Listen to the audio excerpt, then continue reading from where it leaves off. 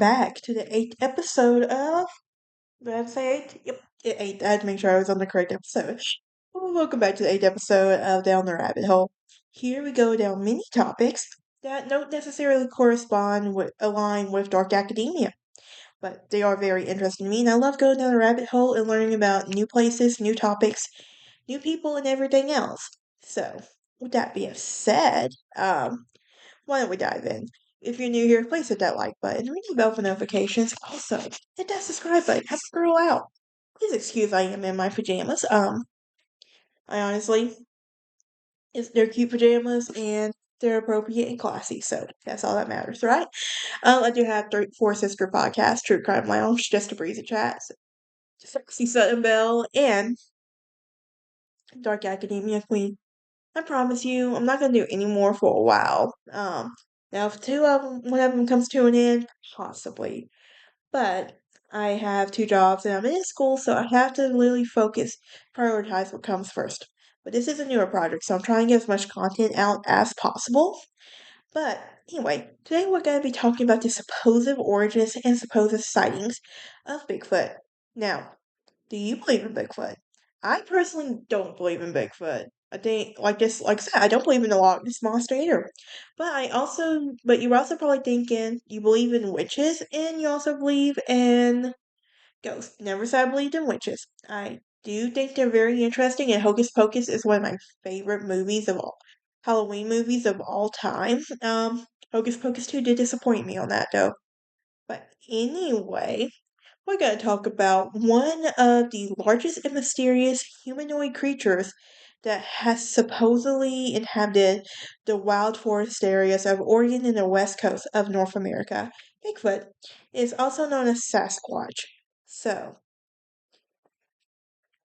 most people believe that Bigfoot's existence or claim to have been seen assert are half covered biceps with ape like features up to 8 feet tall and leave correspondingly large footprints. So, they are characterized as non aggressive animals and whose shyness and human like intelligence make them elusive and thus rarely seen. So, are we saying they're introverts?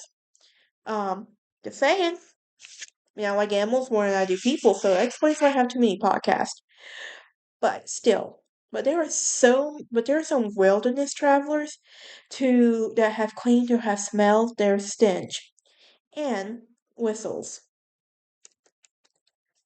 So, a few physical anthropologists would have exposed the biological reality of Bigfoot based on the examination of a 1967 film footage that was reported by Bigfoot and taken in Northern California Klamath Mountains on their morphological analysis of footprints, some which exhibit now formal ridges, and these are found in the 1980s by like a U.S. Forest Service employee in the Blue Mountains in northeastern Oregon. Now, most scientists, however, remain skeptics and dismiss this phenomenon as a product of mistaken identification of known animals and or elaborate hoaxes, which Prince cleverly planted in to be deceived.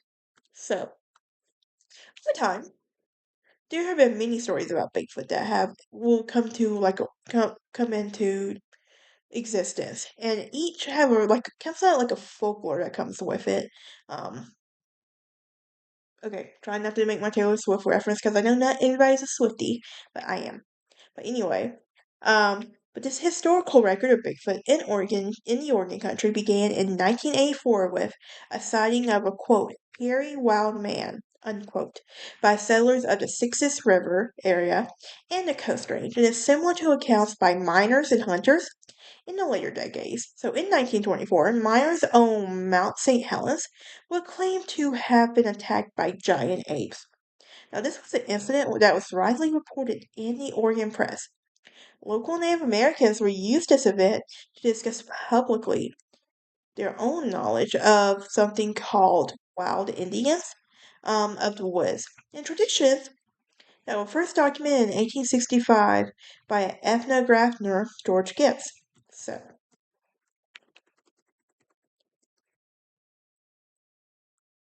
Over time, stories about Bigfoot, anyway, after 1958, was workers east and west of the Cascade Mountains would begin to start reportedly seeing creatures and discovering their immense tracks along the woods, enhancing public recognition of the Bigfoot name.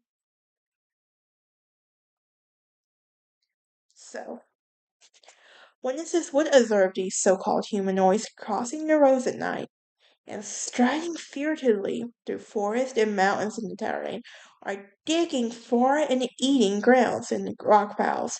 So, Bigfoot would quickly enter into an occupational culture of loggers that manifested as serious stories, jokes, chainsaw sculptures, and fabricated prints of a playful prank.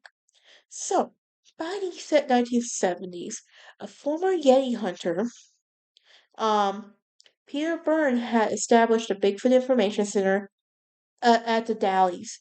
Now, and this gained national media attention for his documentation of eyewitnesses' testimony and footprints that adduced the evidence as new species for primate. And footprints in the dirt or snow which continue to be found and reported to various organized groups, whom have followed his efforts. Now, many Native Americans in Oregon have increasingly situated Bigfoot within traditional belief systems as being with deeply devoted roots in cultural significance. There are tribes in coastal Oregon related to Bigfoot, to ancient tales of wild men who lurked to villages and left immense tracks, as discovered in Clara Pearson's tale of the Nehalem Tillamook. So, and members of the Plateau tribes basically would identify Bigfoot as a stick human, which was a devised category of potentially hostile beings who stole salmon. Okay, is it salmon or salmon? I say salmon, but I could be wrong. But it's kind of like pecan or pecan. I say pecan pie.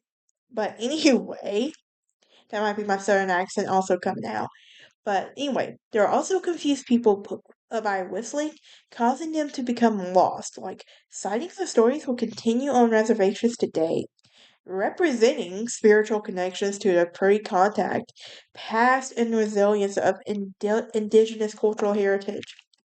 So, most people believe that Bigfoot in popular culture has devolved into a series of like sports mascots, children's entertainments, cryptozoological reality shows, and has even been played and promoted in state legislation and celebrations.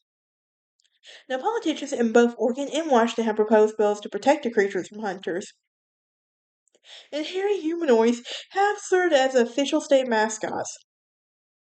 For instance, Harrison Bigfoot and the Washington Centennial in the 1989, and then Sesky, or the Sasquatch, for the Oregon Sasqui Centennial in 2009. So, there have been a number of prominent writers that have reflected thoughtfully on this tradition of literature and explores changing attitudes toward the world. And through fiction and science writing, there have been many depicted Bigfoots as kind of a charismatic megafauna that emerged in the modern environment or imaginary as an icon in enchantment and endangerment, employed to remythologize to remove this connection between humans and the wild regions that has compromised that unredeemable landscape. Now, for example, 1974, the claimant Claude was a natural historian, David Reyes Wallace, using Bigfoot to discuss relict species, mythic themes, and evolutionary narratives in his portrait of Klamath Mountains. Now, in where Bigfoot walks in 1995, there was like this guy who writes about his personal search, evidence of Bigfoot in the mountains of the Columbia River Gorge, and he contemplates the human need for wilderness and what he calls the divide between human and animal. Now, Portland-based novelist also borrows from Native American traditions and the legacy of feminist primatology with and wildlife, which is an elegant fiction of ecological sensibilities, of zoology mysteries in the lower Columbia River in the early 20th century. Like salmon, Bigfoot has become an important tradition, important symbolic resource through many Organians and Northwest residents had to have to find their identities and consider the best places. Now, I have found some that, now, according to this website I found, it supposedly has the best sightings for supposedly seeing Sasquatch. The first one is going to be Index, Washington. First off, why is there a town called Index, Washington? Like, why? Anyway, but this is a turnout spot on Highway 2 that appears to be in the movie 1987 movie Harry and the Hendersons, and today is a roadside attraction that's commemorated with a lot of lifelike Bigfoot statues carved out of wood. Now, a tiny silver Airstream trailer also sells Sasquatch memorabilia in the form of magnets, clothing, and Talkatees. I know I apologize if I butchered up. I'm terrible with names. So, and here's the thing. Next we have a Mount Baker, which is in Snoqualmie National Forest. Now, Seattle's North Country is 70% unspoiled forest, most of which is in the Mount Baker Kami National Forest, and it is an area of primal beauty and a sort of off-the-grid locate where you can conceivably obscure an 8 foot tall, stinking, hairy humanoid.